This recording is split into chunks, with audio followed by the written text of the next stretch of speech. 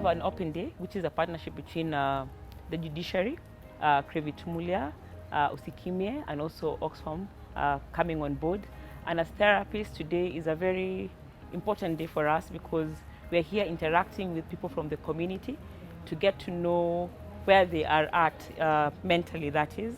We don't want a situation where there's somebody out there who has gone through something, especially related to gender-based violence, where they're going through something and they can't come out to want to speak to it, or they just don't feel like there's any justice that they can be able to get. So we've come here today to try to put ourselves out there to say that we are ready and willing and available to provide legal advice and representation if that is something in which that they want, and then just basically talk them through them, advise them.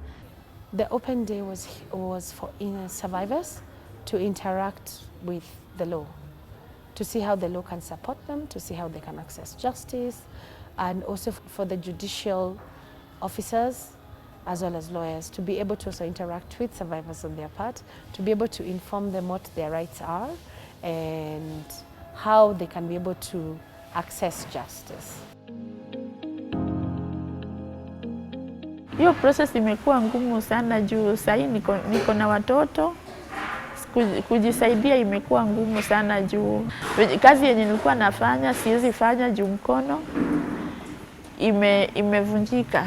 Lazima niende kwa surgery. Days like this are very meaningful to survivors because for most survivors, courts, judiciary, justice are just words to them.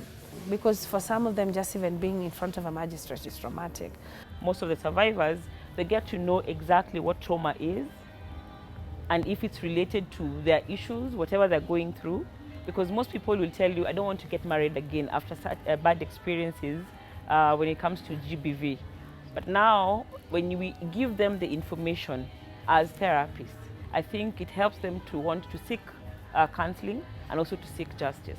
Crevit Mulier, as it's established and working in partnerships with other institutions, working with the judiciary, working with the police force, working with the prosecutor's office, they're dedicated to serve the legal needs of the survivors of gender-based, sexual and gender-based violence. They are pro bono advocates who are readily available and willing to assist, ultimately to try to bridge that gap, to make sure that people know that there is access to justice.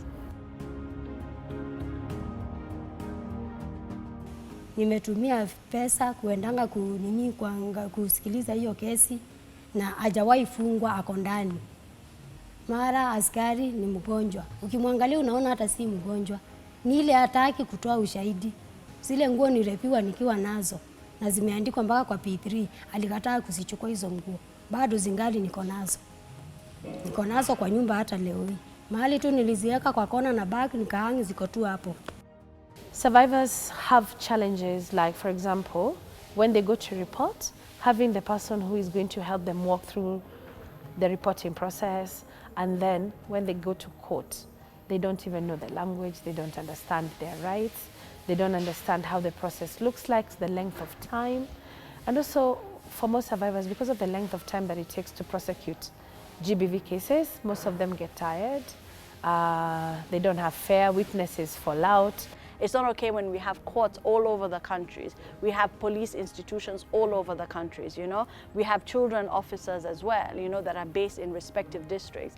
We have all this infrastructure, but either it's the mindset that people think that they can't approach them, or do they just feel demotivated that I can't have access to this.